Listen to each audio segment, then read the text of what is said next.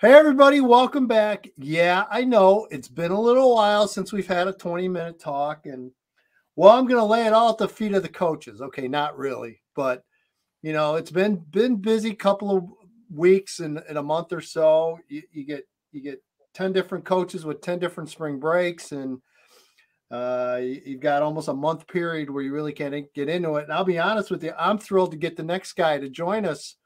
My next guest here on 20 Minutes, we're going to bring him now. Head coach of St. Rita, Todd Kuska. And Todd, it's not like you haven't been busy because now spring recruiting's back. So now you've got these guys marching into the building two by two every day now. So first of all, thanks for taking time tonight to join me and fill us in. I got to imagine spring recruiting's probably off and running. Yeah, no problem. Thanks for having me, Tim. It's always a pleasure. Yeah, you know what? It's busy. It's never a dull day. Spring recruiting is back. We missed it, but I'm not quite sure how much we missed it because it does make it for an interesting day when college coaches are coming in and out.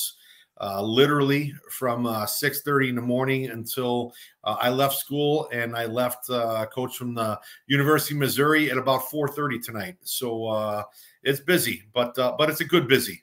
It's great to have kids getting that exposure and getting that opportunity to be seen and getting a chance to talk to these coaches when they're allowed, obviously, when they can do that stuff. You have, for as long as I've known you, you have always been very involved and very hands-on with the process. You greet those guys when they come to the school, and I think it plays a huge role. I don't know your thoughts on it, but I think that welcoming and just meeting those guys, and let's face it, they all want to talk to you, but they also realize you've got other responsibilities during the day. How much did you want to take that under your wing, or was it just thrown at you and said, here, figure it out? Well, the coaching stuff, obviously, any chance that we can get, kids exposure and get them, exposed to those colleges and get them in front of colleges and get the colleges interested in our guys is a huge plus for us. It's great. It's, like I said, it's awesome to be busy. It can get a little crazy sometimes. I think today we had six or seven schools through, ranging from Division I to Division III to, no Ivy Leagues this week, but we had some last week, so it's great. And you know what, I'll do it, and it's something that needs to be done because we want these kids to get the opportunity.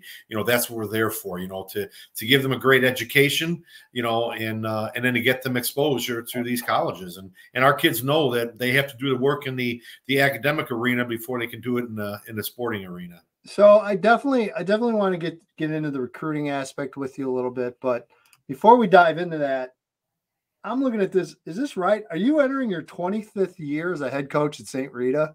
That's what they tell me. Wow. They've kind of all run into each other, but 25th year as the head coach. So it seems like it was just started yesterday. But I mean, I remember back 20 years ago when they were trying to fire you. Look at you. You're there 25 years. Yeah. So it's great. It's been an awesome run. Obviously being at St. Rita is a dream come true, and it still is. Every day you get a chance to go there and see kids that are built in the same mold as myself and our coaches, and it's awesome. It really is. It's a lot of work, but at the same time, it's a lot of fun, and being around the kids and it keeps you young. I don't feel as young as I used to, but it keeps you young. And it keeps you going. And a big part being in a Catholic school, you've got to go out and people always avoid the recruit word. Well, let's face it, you and your admin, you have to recruit an entire student body, and the importance of that Catholic education probably now so more now than it's been in a while, especially after going through COVID. But how hard has it been over the years to sell St. Rita at times? Has it improved? It seems like, at least on the field, pal, you're back-to-back runner-ups in football, and you're sending more and more kids to college. So, hey, from the very outside, football program-wise, you've got things going. But overall, the challenge is, because let's face it, you're a head football coach at St. Rita, you're a figurehead in that building and in that program. How much of your job, I guess, has involved just selling the program and being able to attract those kids to come into St. Rita and play for you and go to school? Yeah, obviously, that is without a doubt, you know, and like I said, for us in all Catholic schools, we have to invite all students to come to see us, you know. So it's a challenge, especially when tuitions are getting up there. You know, tuition up now for the majority of all of us, I believe, over like $13,000. So it's tough. It definitely is. But you know what, like, we can use the last stuff that we've gone through, the pandemic, you know, and no offense to any other school districts or anything like that, but, you know, last year, and I know this for a fact, we, St. Rita, I believe we were the first school to open. I think it was August 17th. We had classes, you know, and we had classes every single day. You know, there are 2 brief periods that we had to shut down, and we did it just because of, you know, the things that were out there at the time. You had you know, so many cases per 100 students, whatever, you know, but, you know, that's the reasons we were able to get you know, in-person learning throughout the entire year. You know, and even this year, you know, we started off and things obviously we're back to more normal for us, and you know, to be able to provide that education. That's what I've told everybody, especially our students even now. You know, when you talk about, and this is a different topic, but the ACT and going to colleges and things, you know, a lot of schools going to ACT optional, you know, and I told our guys, I said, you know, this is the reason that you come to a school like St. Rita, and because, you know, our GPA, our ACT, you know, we are vetted with the college. You know, we are a college prep high school that, you know, I said our GPAs, people know they mean something, and that's no disrespect to anybody else, but, you know, we have a pretty strict, you know, curriculum that, you know, they can look at it, and our guys, you know, they get the benefit of that right now. Whereas, you know, sometimes kids question, oh my gosh, why do I got to come here? We get so much work. You know, we have all these, you don't have 3 minutes in between classes. We're in school, you know, we're going, you know, our last day of the year is June 3rd this year. You know, we started June, like, I don't know, 17th, 18th, you know, and, you know, but those are the reasons. So it's hard to get kids to come to St. Rita, but the kids that want to make that struggle and, you know, and work extremely hard, like I said, in all schools, it happens. But, you know, it's for us, it's a little more challenging because of, you know, just the fact that we do charge tuition. It's not just on the taxes. And most of our students, all of them, are paying taxes, you know, for public schools in their districts. But, you know, we have people that decide that they want a little extra, you know, in their education and to be a part of something. And I stress the history and tradition of St. Rita High School as being a reason. You know, we have a ton of, you know, legacies and brothers and you know, it's awesome. It's just to see guys. I've got so many guys now, you know, as you say, my 25th year now, I have so many guys that I played with. I'm coaching their kids. You know, I'm coaching my own son. Joey's on the team. You know, it's really neat to see, to look at a roster and you go through the list and line and say, this guy, I play with them, or I know their brothers, you know. You know, just this last week, you know, Friday night, we inducted, you know, Matt Kingsbury. His 3 boys play for me. He was into our Hall of Fame, you know, so it's great to see the history and tradition. And that's something that we and all Catholic high schools have to sell that, you know, to keep our doors open. We have to do that for every single student, not just the guys that want to play football. Every single student has to come in and really want to be a part of us. I think what really sets St. Rita apart from a lot of other schools is, you mentioned the alumni, and, you know, every school thinks they have really active alumni and they're really a part of the school and part of the community. They really are at St. Rita. I mean, you go to a game on a Friday night, or you go to any other kind of event, and you see decades upon decades upon decades up in those stands, and they come back to the school and they're there and they're contributing. I mean, you know, some guy like Jim O'Boy on the microphone, doing that stuff. And guys like that have been around that program for decades and decades. It's unique. Jim was announcing the games when I played. Yeah. So it's unique, and it's something, Todd, you just don't see everywhere. You really don't. I think it's a huge testament to St. Rita. And again, just you mentioned the history and a tradition, and there's no doubt about it. You feel it and you sense it every time you're there. And I do, certainly do. Yeah. So going into the 25th year, go back to year one. What advice would 25th year head coach give Todd Kuska, year one head coach? What would you tell him? I would say, you know what, keep it simple. You know, and I try to say this all the time. You know, football is a simple football. It's a simple game. You know, you got to catch the ball, you got to run with the ball, you got to tackle. You know, you got to do all those things well. And you know, through I think we have a pretty I would say advanced concept of things, but at the base of it, it's all pretty simple, and we build upon it as freshmen. And it's a process going through. But you know, as soon as I start to see the looks in kids' eyes, saying, "Well, what do we do? You know? Okay, let's scrap it. And let's do what we do best."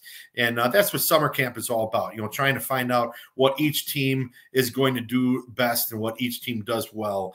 And you know what? And that's what we're going to do, and we're going to do it. And you know, people can say all the time, "Well, you know, here you are. You know, you're running the ball, you're doing this, you're doing that. You ran the same play like 3 plays in a row." Well, you know, it worked for 3 plays in a row, you know, and as soon as you do something that doesn't work, then we're the idiots, you know. But you know, so just keep it simple. You know, the things have changed. The football has advanced and all, you know, and you know, we're a no huddle, hurry up team and signs and signals and everything. But you know, when it's all said and done, we're still running some simple plays that we've had at St. Rita for more than 25 years, you know. Yeah, so yeah. Keep the kids simple.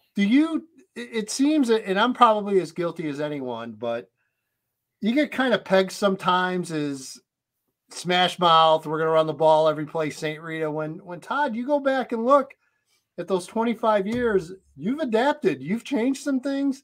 You've thrown the ball probably 100 times more than they ever did in the past, but yet is it a curse and a blessing at the same time having that reputation?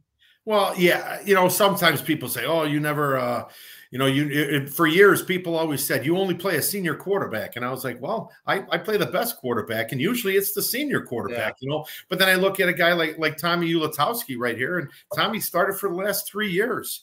And even when he, you know, took over the job, he beat out a junior starter. So anybody that says that, I go, I play the guys that are best suited and can do the job as well, you know. So yeah, I'd like to, you know, we threw the ball.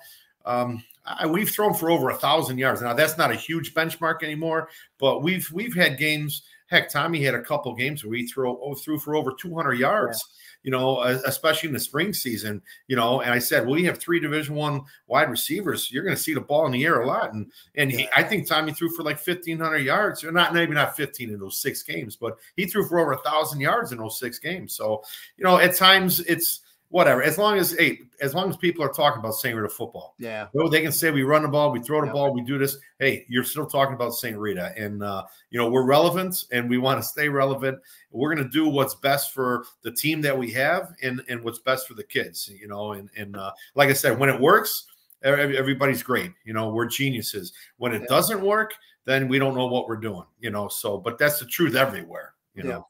I definitely want to talk about Tommy Ulatowski and his unique recruiting process here. Fill us in a little bit of the story, because I know he's a baseball kid as well, and I know he had a lot of interest in the baseball side, but it sounds like he's going to wind up with football. Fill us in, Todd. How did all that go down? Well, yeah, he actually had some great opportunities in baseball, and he actually, you know, last year screwed up the state of Illinois, and particularly the football kids more than any.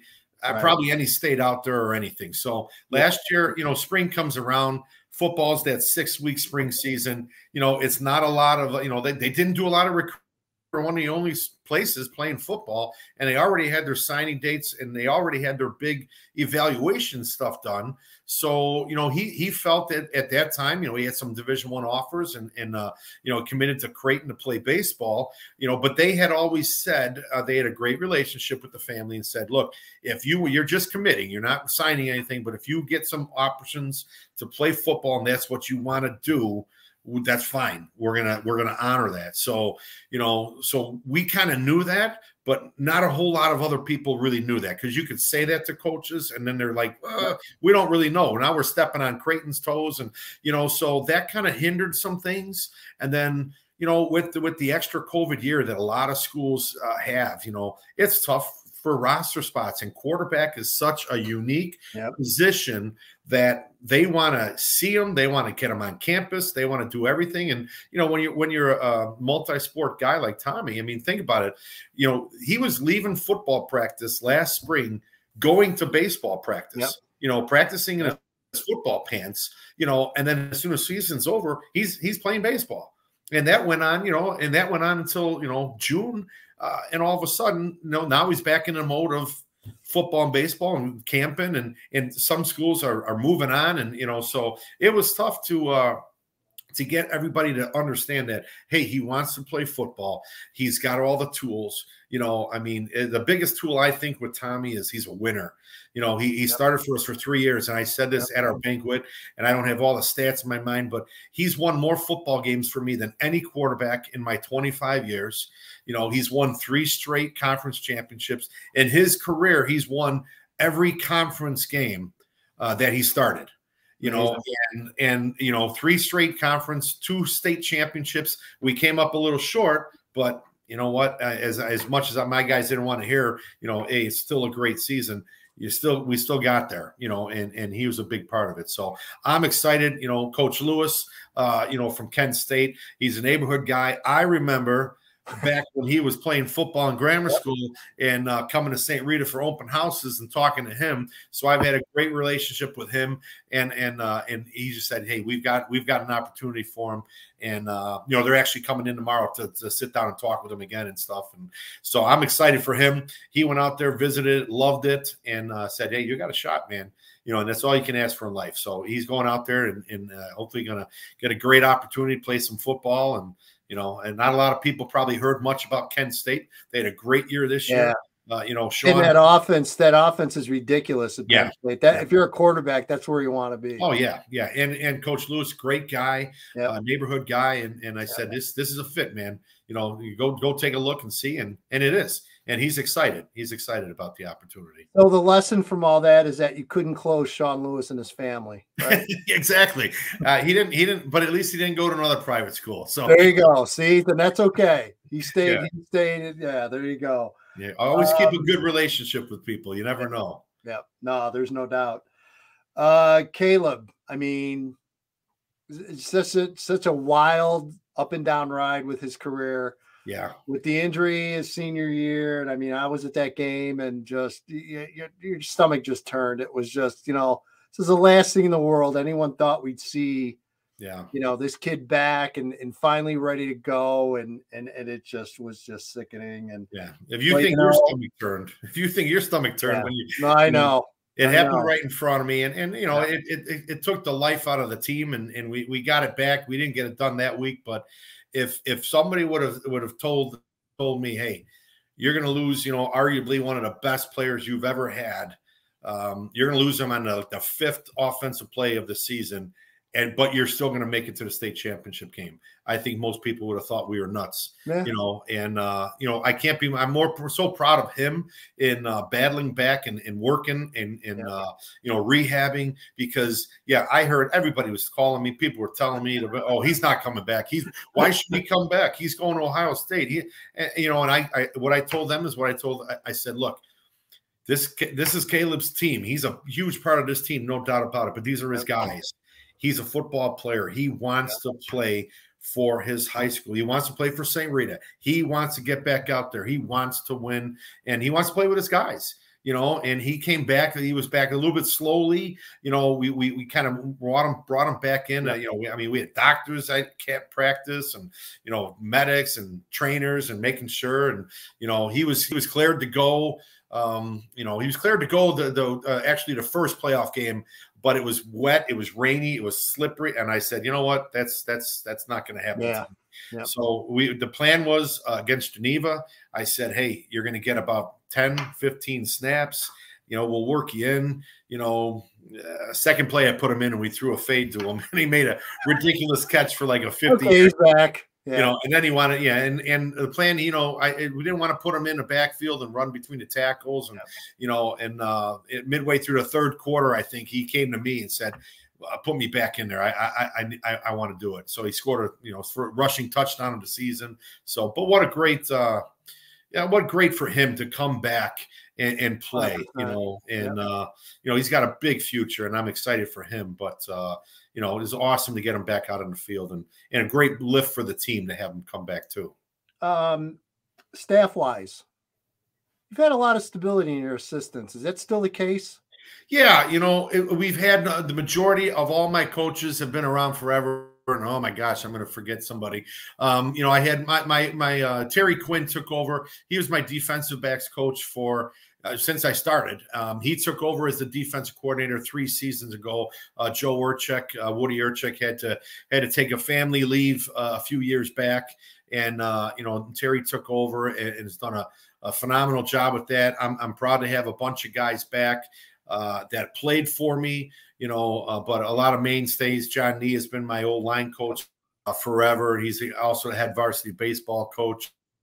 But everybody else, it's nice to slide new guys in here. And for the most part, all of us have been around, and that's what makes it fun too, is being around the guys. And, most of our coaches are all St. Rita grads.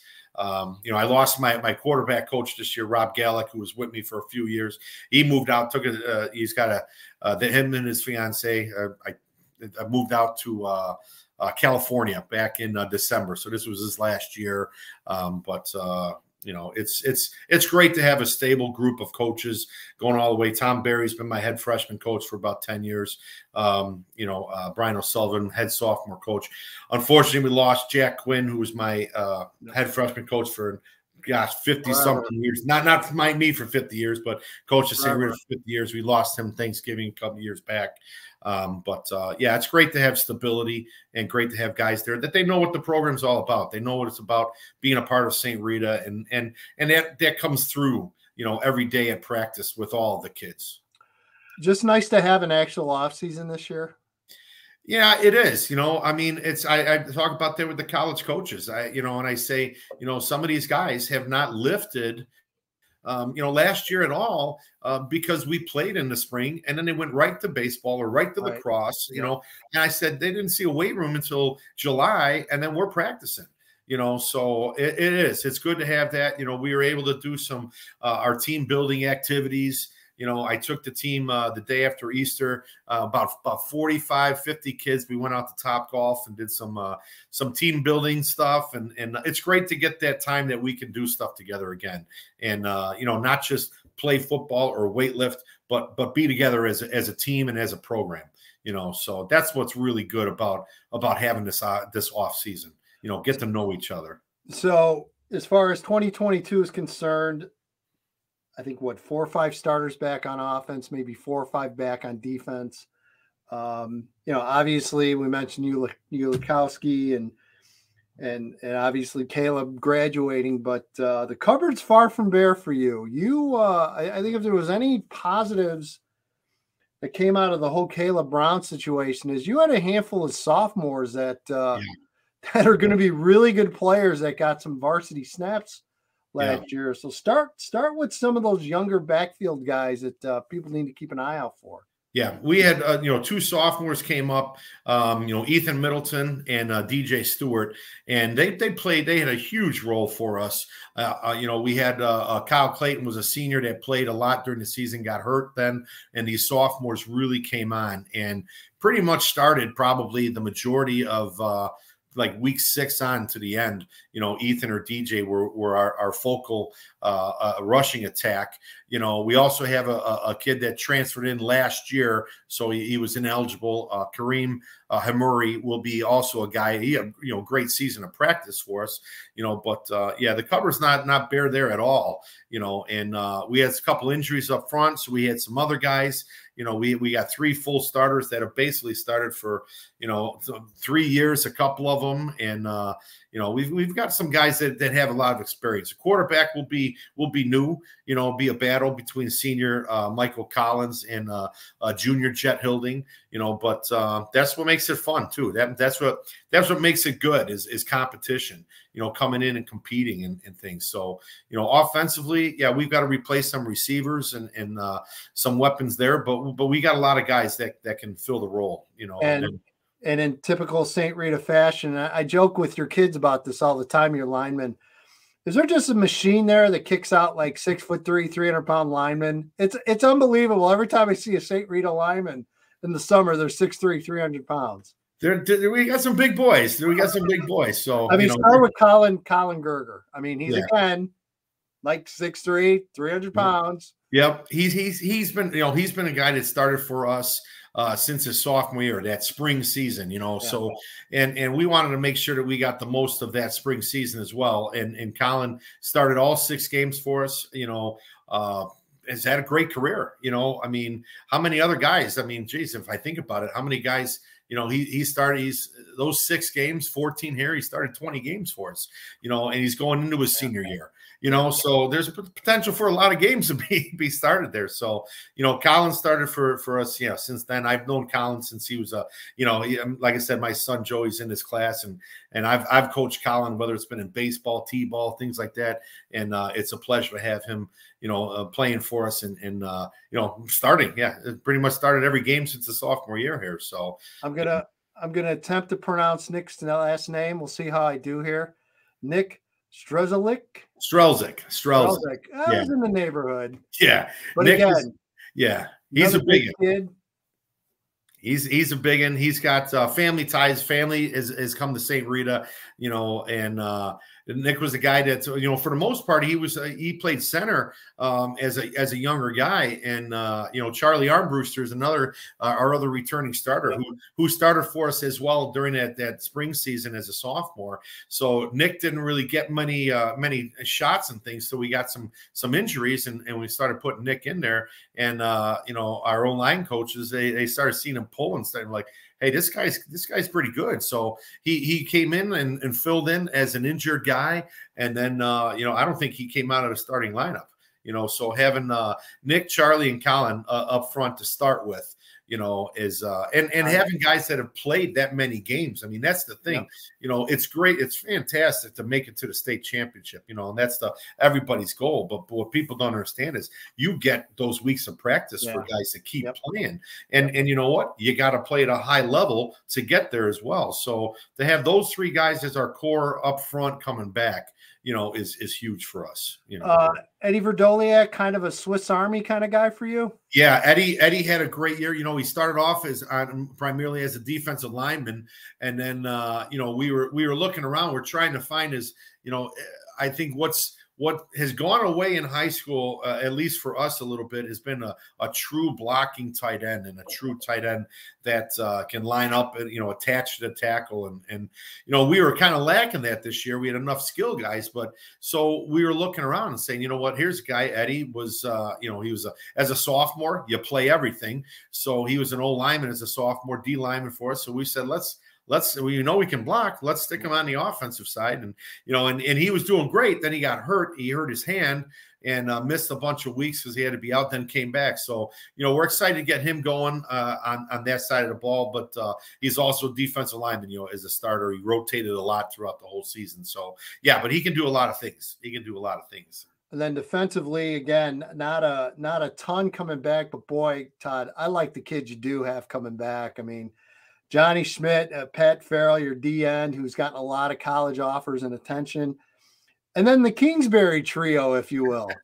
Yeah, those guys are neat. It's, you know, Matt and Joe Kingsbury. I think it's really neat to have twin brothers as your inside linebackers, you know, and I'll tell you what, knock on wood, you know, they made it through every, I think just about every play, you know, as inside linebackers, playing as physical as they have, you know, and that's a testament to the hard work that they put in.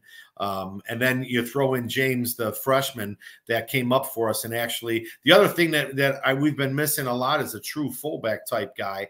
And, you know, we tried to substitute some defensive linemen in that position, but he came up in the playoffs as a freshman. and he was our fullback. So, I would assume he'll hopefully, he's a pretty good linebacker. So there's a good chance, I think about a 30% chance that if a tackle's made next year, it'll be by a Kingsbury. So that's got to be cool for mom and dad. How often is a freshman played for you? I mean, I know that with your conference rule, you're not allowed to play freshmen at the varsity level, but once you get into the playoffs, I can't imagine that happening very many times. No, you know what? Outside of it being like a kicker, I can't remember, and James, you know what? We were searching, coming up, and like I said, during the season, we had used Jabril McNabb and Jake Baselli, two of our defensive linemen, to be that fullback type guy, because we couldn't find any, and nobody wants to be an eligible guard, and just block. So, we threw it to James, and like I said, I played with their father Matt, and we were teammates, and so I felt I have a little inside track, and I said, hey, you think James will want to bang somebody on the end? And he said, give it a shot. And we put him in and said, James, here's your thing, man. Don't be expecting the ball, just go and block the guy that we tell you to block. And you know what, he's put together, and he had a great year for us, and it was a big part of our run there in the playoffs. And Johnny Schmidt's a kid that, I mean, he's all South Side. I mean, just a tough, hard-nosed kid. He'll just go out, he'll stick you, he'll play run support, and he'll defend really well. What do you like about him and his game? Yeah. Well, same thing here. We were talking about, legacies and stuff like that. John's dad is a Rita grade. He works at Rita.